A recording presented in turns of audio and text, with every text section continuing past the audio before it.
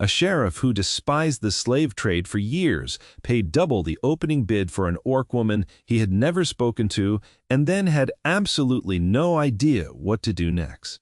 The town of Millhaven sat at the edge of the frontier, the way a scab sits at the edge of a wound, holding things together but never quite healing them. Sheriff Tom Actor had lived there 11 years. He knew every crooked board on the boardwalk, every drunk who needed walking home on a Friday, every widow who needed her fence fixed come spring. He knew the town the way a man knows his own hands, without needing to look. He had not always been a man who watched auctions in silence. There had been a time, before the fever took his wife Sarah, when Tom Actor believed silence was a kind of complicity, and he said so loudly to anyone who would listen. He had stood in the mayor's office and argued that the trade in orc labor was a stain on the town's charter. He had written letters to the territorial governor that were never answered. He had been for a few years a man with a cause. Then Sarah got sick, and the cause did not save her, and Tom Actor learned that a man can only carry so much before he sets some of it down. He set down the cause. He kept the badge. The badge was simple. The badge had rules, and rules could be followed without a man having to feel anything about them. He broke up bar fights and settled property disputes, and once, memorably, talked a bull out of a church, and he told himself this was enough. This was a life. It did not need to be more than a life. The auction still happened twice a year, in the square outside the feed store, and Tom Actor still went, because the badge said he should keep the peace, and he stood at the edge of the crowd, with his arms crossed and his jaw tight, and he told himself that watching was not the same as approving. He had told himself that so many times it had almost become true. On the morning everything changed, the sky over Millhaven was the color of old dishwater, and a wind came down off the ridge that smelled like snow that hadn't decided to fall yet. Tom stood at his usual spot near the corner of the feed store, hat low, coffee going cold in his hand, watching the auctioneer set up his block like it was any other Tuesday. The block itself was just a wooden platform waist-high with a rail bolted to one side. It had been built for selling cattle originally. Someone had simply started using it for people, and nobody had ever thought to build something different, as if the sameness of the wood made the practice easier to swallow. The woman they brought out that morning had a scar that ran from her left temple down through her eyebrow and across her cheekbone, pale and old, the kind of scar that had healed wrong because nobody had stitched it properly when it happened. Her skin was the deep green-gray of the northern orc clans, and her tusks were filed down short, a common practice among traders who wanted to make their merchandise look less threatening to town buyers. She stood on the block with her chin level and her eyes fixed on some point past the crowd, past the buildings, past the whole town, like she was looking at something only she could see. Tom had seen that look before. He had seen it on soldiers coming back from the border wars. He had seen it in his own mirror in the months after Sarah died. It was the look of someone who had already left the place they were standing because staying would cost too much. The auctioneer, a thin man named Pruitt, who Tom had never liked, cleared his throat and began his patter. He talked about her strength, her stamina, her suitability for farm work or mine work or whatever a buyer might need. He talked about her the way a man talks about a mule, and the crowd listened the way a crowd listens to a man talk about a mule, which is to say with mild, bored interest and no particular feeling at all. That was the part that always got to Tom, if he let himself think about it. Not cruelty. Cruelty, at least, admitted the humanity of what it was. Destroying. This was worse. This was indifference, so complete it did not even register the woman on the block as something that could be wronged. Nobody in that crowd hated her. That was the horror of it. They simply did not think of her as someone at all.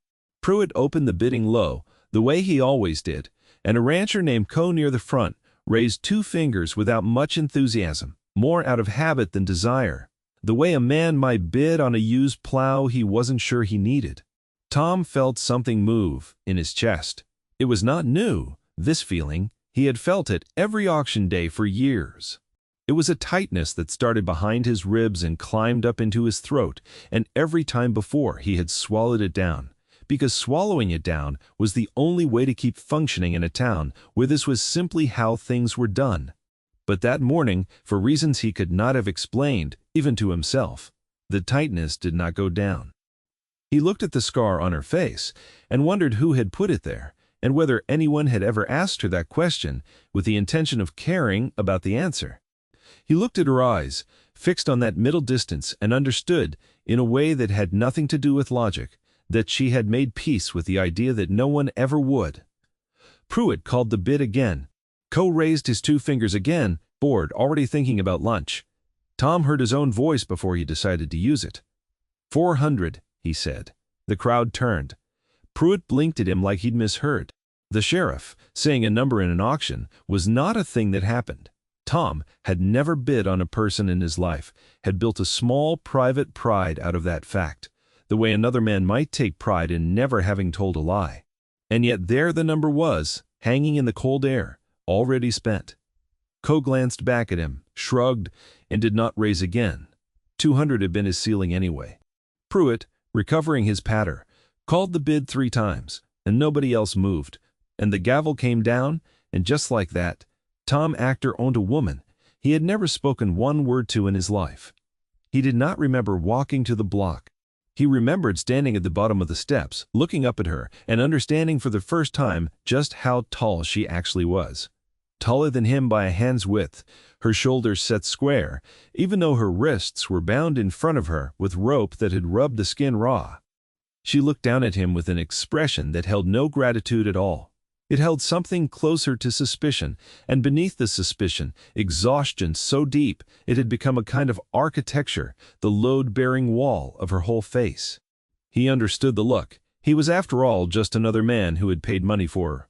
He did not say anything clever. He did not have anything clever to say. He simply said, "I'm going to cut that rope now," and reached up with his knife. And she flinched, just slightly, a small pulling away that she stopped almost as soon as it started, as if she had caught herself doing something undignified. He cut the rope anyway. Her wrists came free, and she rubbed them without looking at him. And Tom Actor stood there in the cold morning wind, holding a coiled length of rope that had, until a moment ago, been the only thing legally connecting them, and he had absolutely no idea what came next. And it was the longest 11 minutes of Tom's life since the funeral. She walked half a step behind him, not out of deference, he would come to understand later, but out of calculation, the position that let her see him and everything around them at the same time. Her boots, what was left of them, were worn through at the toes. Nobody offered her a coat. Tom did not have a spare one on him, and it did not occur to him until they were 3 streets from the jailhouse that he should have thought of that.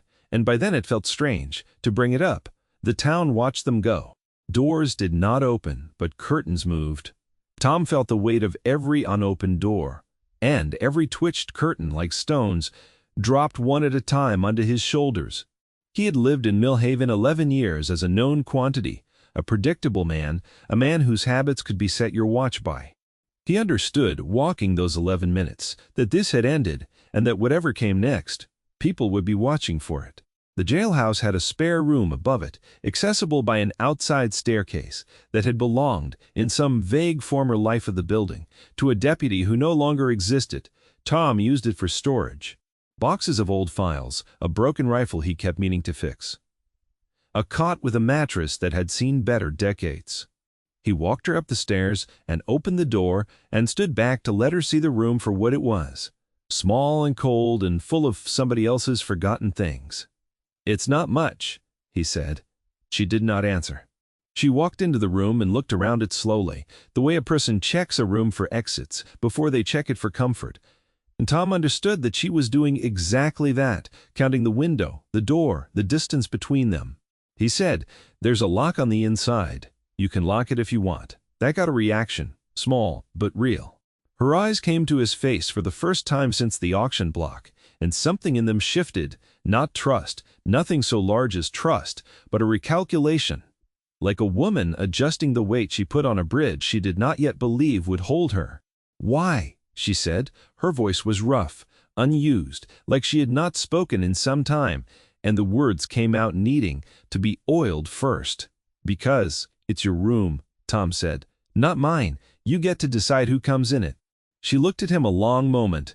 and he made himself hold still under the look, the way he might hold still for a spooked horse, understanding that any sudden movement now would cost him something he had no way yet to name. "I don't know your game," she said finally. "I don't have one," Tom said. "I bought you because I couldn't stand watching what was happening on that block one more time. I don't have a plan past this room in this lock." I'm sorry, that's not a better answer. It was, he would realize later, the most honest thing he had said to another living person since Sarah died. She did not answer that. She turned from him and walked to the small window and looked out at the town, and Tom took that as the end of the conversation, and backed out of the room, and closed the door, and stood on the landing in the cold for a moment before he made himself go back down the stairs. He did not know her name yet. He realized this on the way down, and it struck him as a strange kind of failure that he had spent $400 of his own savings and still had not thought to ask. Quote, her name, he learned 2 days later, was Kesh. She offered it the way a person hands over something they expect to be, broken, small, and cautious, at the end of a silence so long Tom had stopped expecting her to speak at all. He had brought up a plate of food, the same food he ate himself, beans and salt pork and bread that was 2 days stale but still edible, and he had set it on the small table without a word, the way he had every meal for 2 days, and turned to go. "Kesh," she said. To his back, he turned. She was sitting on the edge of the cot, and she was looking at him instead of the plate for the first time. "That's my name," she said. "Since you never asked, I was working up to it," Tom said. Something happened at the corner of her mouth that was not quite a smile but was clearly its distant relative. "Tom, actor," he said. "Sheriff. Not that it means much around here, given what I did on that block." Kesh looked at the plate of food for a moment. "It means something," she said.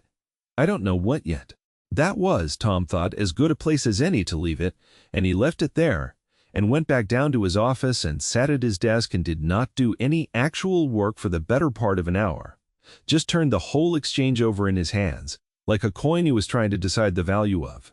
The days that followed fell into something that was not quite a routine, because routines require trust and repetition, and neither of them yet trusted that the other would still be there tomorrow, behaving the same way. But it had the shape of a routine, the bones of one. Tom brought food up morning and evening. Kesh ate it, all of it, the way a person eats who has learned that meals cannot be counted on to keep coming.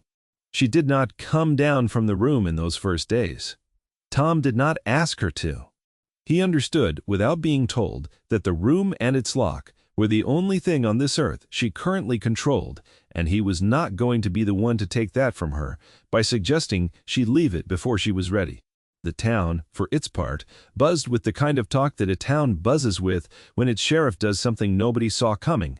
Tom heard fragments of it wherever he went, and heard it in the barber shop, in the mercantile, in the low mutter of men at the saloon door, who stopped talking when he passed and started again once they thought he was out of earshot, which he never quite was. Some of it was ugly.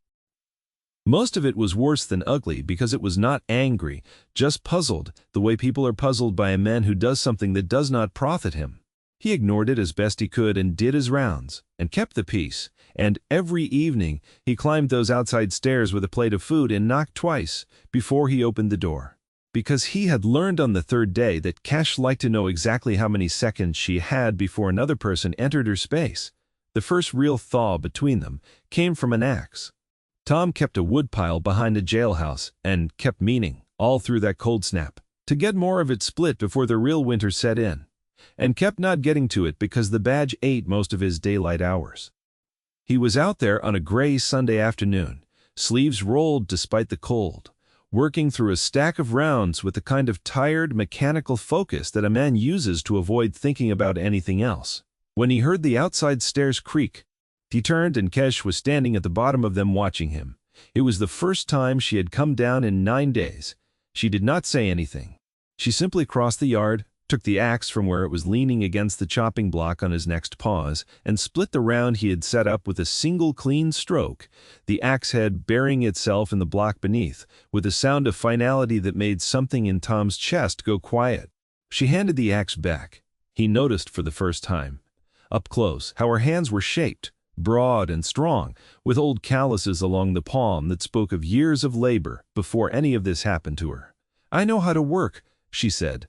"If I'm going to eat your food, I'll earn it." "It's not like that," Tom said.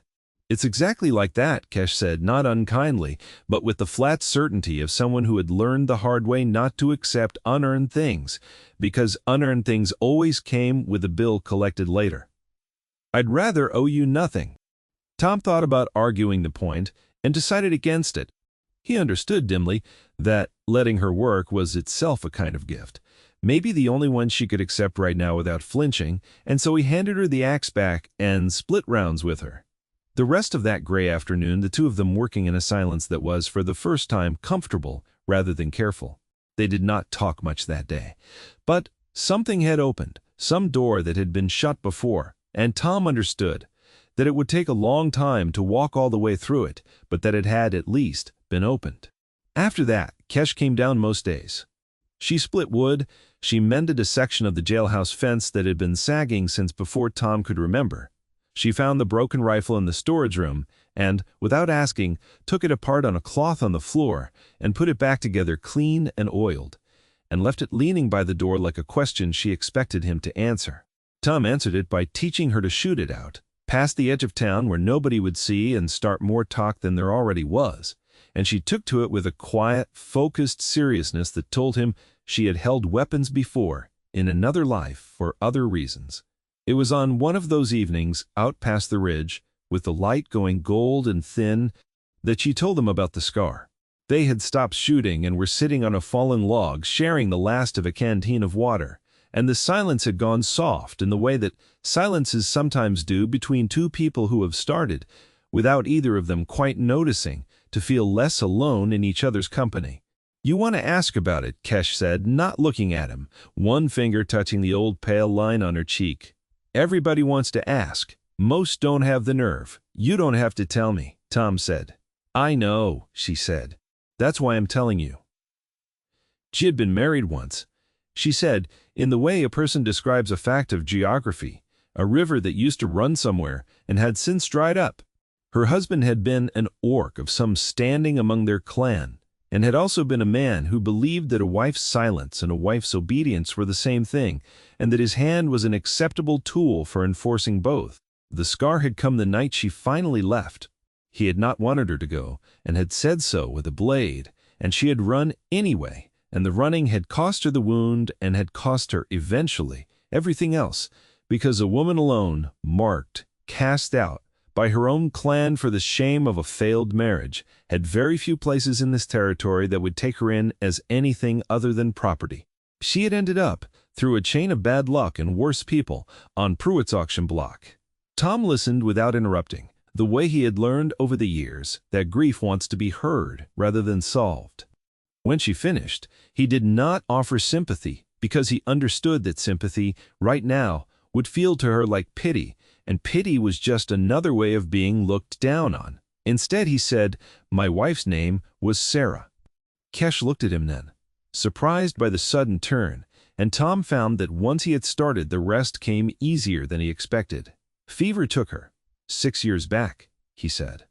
"There wasn't a blade or a villain in it, just bad luck, and a doctor who did everything he could, and it still wasn't enough. I didn't have anybody to be angry at, so I think I just decided to be angry at everything quietly for a long time. I did my rounds, I kept the peace, I stopped feeling much of anything else." "Why did you stop?" Kesh asked. "Feeling things, I mean. Why did you let yourself feel something for me on that block?" Tom considered the question honestly before answering, because he understood it deserved an honest answer. "I didn't decide to," he said. "That's the truth of it. I'd been swallowing that feeling down every auction day for years, telling myself it wasn't my place to interfere, that the law was the law, even when the law was wrong. And that day, I just couldn't swallow it anymore. I looked at your face and I thought, nobody in this crowd is going to see her as a person unless somebody makes them.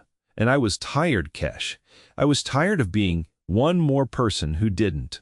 Kesh was quiet a long moment, turning the canteen in her hands. "That's not nothing," she said finally, a man being tired of his own silence. That's not nothing at all. They sat with that a while, the gold light going gray around them, and walked back to town together in a silence that had, by unspoken agreement, become something closer to peace than caution. Winter set into Millhaven in earnest not long after, and with it came a rhythm to their lives that Tom had not expected to want and found. But, somewhat to his own surprise, that he did. Kesh moved down from the room above the jailhouse into the small house behind it that Tom had shared with Sarah, though not into Sarah's old room, which Tom had not touched in 6 years and was not yet ready to have touched by anyone, including himself. She took the second bedroom instead, the one that had been meant, once, for a child that never came. And she did not ask why the door to the other room stayed shut, and Tom did not explain, and that unasked question became one more small, comfortable silence between them. She cooked, and it turned out she cooked well, better than Tom, dishes from her clan's tradition that he had never tasted and found himself, to his surprise, looking forward to. He kept the jailhouse running and taught her the town's roads and shortcuts and introduced her, slowly, carefully, to the handful of people in Millhaven who did not flinch at the sight of her. There were not many of them at first. There was old Nessa Gray, who ran the mercantile and had lost a son to the border wars and had, as a result, no patience left for pretending prejudice was anything other than a waste of good grief. Nessa had been kind to Kesh from nearly the first week, in a brisk, unsentimental way that Kesh seemed to trust precisely because it did not perform sympathy. It simply behaved as though Kesh's presence in the store was ordinary, which was its own kind of gift. And there was a boy, Nessa's grandson, 7 years old, and entirely without the filters most adults learn to install between thought and mouth. His name was Eli, and he had taken to trailing Kesh around the mercantile on the days she came in with Tom, asking questions with the blunt, guileless persistence only children manage. "Is it true? Your teeth used to be bigger?" he asked her once, while Nessa was ringing up flour behind the counter, and Tom stood by pretending very hard to study a shelf of nails. Kesh, to Tom's surprise, did not flinch at the question. "They filed them down," she said, "before I was sold. Buyers like it better." Eli considered this with great seriousness. "That seems like a lot of trouble for something that doesn't hurt anybody," he said. Kesh looked at the boy for a long moment, something moving behind her eyes that Tom could not entirely name, and said, "Yes. It does seem like that, doesn't it?" The boy nodded, satisfied with his confirmation of the obvious, and went back to asking her whether it was true orcs could see in the dark, and Kesh answered him patiently, and Tom stood by the shelf of nails with a tightness in his throat that had nothing to do with grief. It was, he realized, the first time he had seen anyone in this town simply talk to Kesh, rather than talk about her, or around her, or in spite of her. He understood, watching it, that trust was not built in the big moments, the auction block, the freed wrists, the $400 spent on impulse. It was built in exactly this, a boy's blunt question and an honest answer given without flinching, over and over in 100 small rooms, until one day a person looked up and realized the fear had quietly gone somewhere else. Spring was still a distant rumor when the trouble came, the way trouble in that territory so often did. Riding in on a horse that had clearly been ridden hard and looking for something it believed it was still owed. His name was Grath, and he came into Millhaven on a gray morning with 2 men behind him who looked like they had been hired for muscle rather than character, and he went first to the saloon and then to the mercantile, asking after an orc woman with a scar down the left side of her face, and by the time he found his way to the jailhouse, half the town already knew he was Kesh's former husband, because Nessa Gray had made certain word traveled fast in the right direction. Tom was at his desk when Grath came through the door without knocking, and he took the man's measure in the space of a breath, the confident set of his shoulders, the way his eyes moved around the office like he was pricing the furniture, the scar on his own knuckles that told a story about how he generally settled his disagreements. "I hear you bought my wife," Grath said. "She's not your wife," Tom said. "Not anymore, by her own account, and not by any law that operates in this town." Grath smiled in a way that had no warmth in it at all. "Clan law says different," he said. "She ran from a marriage." That makes her property until the debt of leaving is paid, one way or another. I've come to collect what's owed." Tom stood up slowly from behind his desk, and he felt, for the first time in longer than he could remember, the old fire from his younger years, rekindling somewhere behind his ribs, the fire that had argued in the mayor's office and written letters nobody answered, except now it had a shape and a target, and it burned cleaner for having one. "This is Millhaven," Tom said. "Clan law doesn't run here. Territorial law does, and territorial law says a person bought at auction belongs, if that word has to be used at all, to the one who bought them, and I bought her. Fair and documented, with the auctioneer's own paper to prove it." Grath's smile thinned. "Paper," he said. "You think paper's going to stand between me and what I came for?" "I think," Tom said, "that you're going to get back on that horse, and you're going to ride out of this town, and you're not going to come back. Because if you do, you'll be trespassing against a woman who lives under my protection and my roof. And I will treat that the same way I'd treat any man who came to hurt someone in my charge. Badge or no badge, I'll treat it exactly that seriously." Grath's eyes flicked past Tom's shoulder, and Tom heard the door behind him and turned enough to see Kesh standing in it, having come down from the house at the sound of raised voices, her face gone very still, in a way Tom now recognized as the look of someone bracing for old pain to arrive right on schedule. "Kesh," Grath said, and something in his voice shifted, an oiliness sliding in under the command. The tone of a man who believed he could still charm his way to what force had failed to secure. "Come home. Whatever this town's given you, it's not real. I'm your husband. That doesn't stop being true. Because you ran." Kesh's hand found the doorframe, not for support, Tom understood, but to ground herself, the way a person touches something solid when the past is trying to pull them backward through time.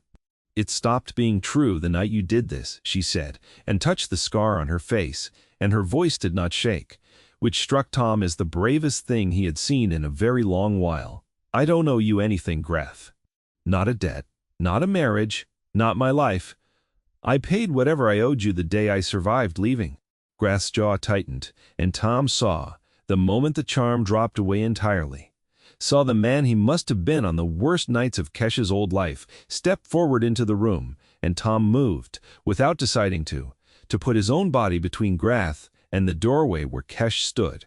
"You'll want to think carefully about your next move," Tom said. "Quiet now." All the heat gone out of his voice and replaced with something colder and steadier. "I've got a badge, I've got a town behind me, and I've got exactly nothing left to lose on a matter of principle. You've got two men outside who look like they're paid by the day and not the cause. I'd think hard about which of us that math favors."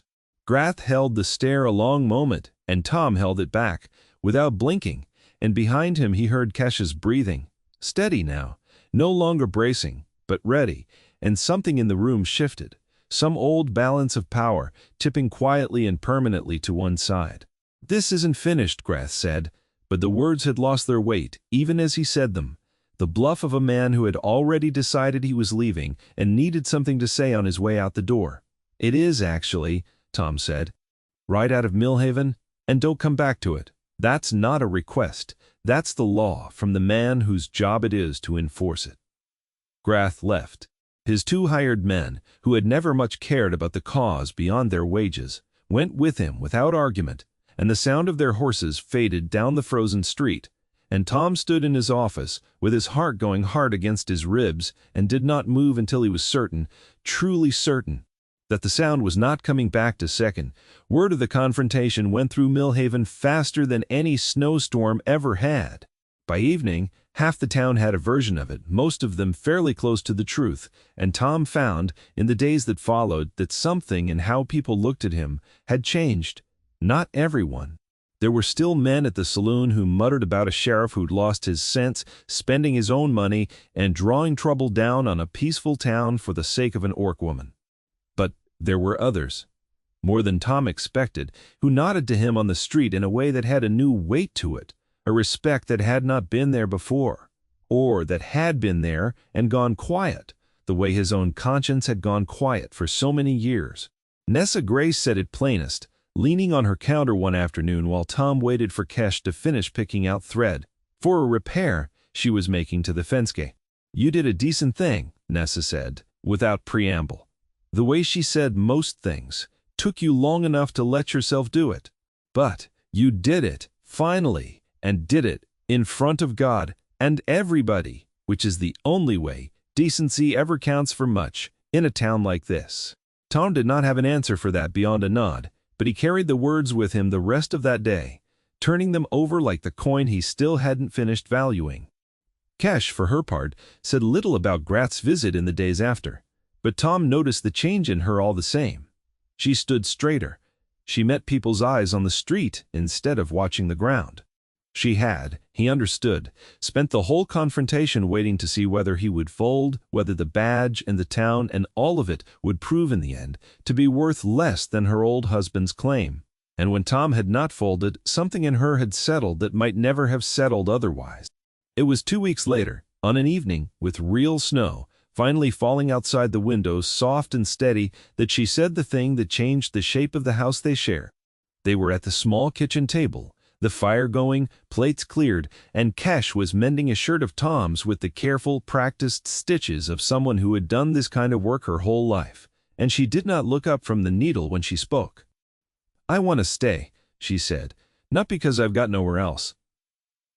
Nessa's offered me work at the store if I ever wanted a different roof. I want to stay because this is where I want to be."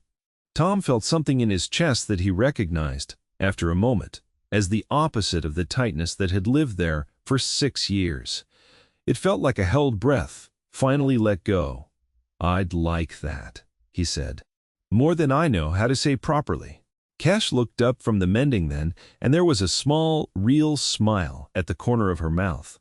The same distant relative of a smile he'd seen that first week, grown now into something with more confidence in it. "You're not very good with words. For a lawman," she said. "I've had 6 years of not needing many." Tom said, "I'm relearning."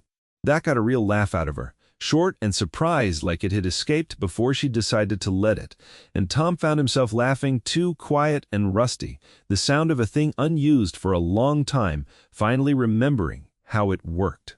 They did not marry in a church, because Kesh had no love left for the formal ceremonies of her old clan, and Tom had buried a wife under the vows of one already, and did not wish to walk that particular road twice in the same shape. Instead, on a clear morning in early spring, with the last of the snow melting off the jailhouse roof in slow, bright drips, they stood together in the yard behind the house, in front of Nessa Gray and young Eli and a handful of others who had, over the winter, become something like friends, and they simply said, out loud, in front of witnesses, what had already been true between them for weeks. "I choose this," Kesh said, her hand in his. "I choose you, and this town, as much of it as has chosen me back. Not because I have to, because I want to. I choose this too," Tom said. "All of it, whatever comes." But Eli, watching solemnly from beside his grandmother, leaned over and asked, in the carrying whisper of a child who has not yet learned that some questions are better asked quietly, if that meant Kesh was going to be his neighbor forever now, and Nessa hushed him, and Kesh, laughing, said that yes, forever sounded about right. And the small gathered crowd laughed with her, and it was, Tom thought, the best sound Millhaven's town square had made in longer than he could remember. The years that followed were not without their hardships, because no life worth living is entirely without them, but they were built on a foundation that held. Kesh took up smithing alongside the town's aging blacksmith, who had been looking for years for someone with the strength and patience to learn the trade properly, and found in her a natural talent that surprised no one who had watched her split wood that first gray afternoon. Tom kept the badge, kept the peace, kept his rounds, but the tightness that had lived behind his ribs for 6 years did not come back, because he had finally, on that auction block, let himself feel the thing he'd been swallowing down, and having felt it once honestly, he found he no longer needed to swallow anything at all. They took in time, a girl from a wagon train that came through one hard winter, an orphan with nowhere else to go, and raised her in the house behind the jailhouse, alongside whatever children came after, and the room that had once been Sarah's, shut for 6 long years, finally opened again, not because the grief was gone, but because the love in the house had grown large enough to hold both the old grief and the new life at the same time, which Tom had not known until he lived it, was a thing a heart could actually do. The auction block outside the feed store came down 2 years after that first winter, not because of any single decree, but because fewer and fewer buyers came, and fewer people in Millhaven were willing to stand quietly in that square and watch, and eventually there was no crowd left to sell to at all, and the wood was taken apart and used, 2-1, fightingly, to mend fences and repair barns, put to work holding up the lives of the living instead of tearing them apart. Tom never did learn what became of Grath, and found, somewhat to his own surprise, that he did not spend much time wondering. Some debts, he had come to understand, simply expire when the person who was owed them decides she no longer wants payment. Cash had made her choice the day she left him bleeding and alone, and she had made it again every day since, standing straighter in Millhaven's cold mornings than she had ever been allowed to stand before, and that, Tom thought, was the only ending that particular story needed. He thought sometimes, in the quiet moments of that morning on the auction block, the crowd's silence, the tightness in his chest that had finally refused to go back down, he had not planned any of it. He had not known, paying that money, cutting that rope, what would come of a spare room and a lock, and a woman who trusted almost nothing, least of all kindness offered, without a price attached. But he understood, now, looking back on it, that the things worth building rarely came with a plan attached. They came from a single decision to stop swallowing down what you knew to be right, and then from showing up, quietly, every day after, to prove that the decision had been real. Trust built slowly, he had learned, was the only kind that ever truly held. If this story moved you, if you believe kindness is still worth the risk it costs, then subscribe to this channel and follow along, because there are more stories like this one still waiting to be told.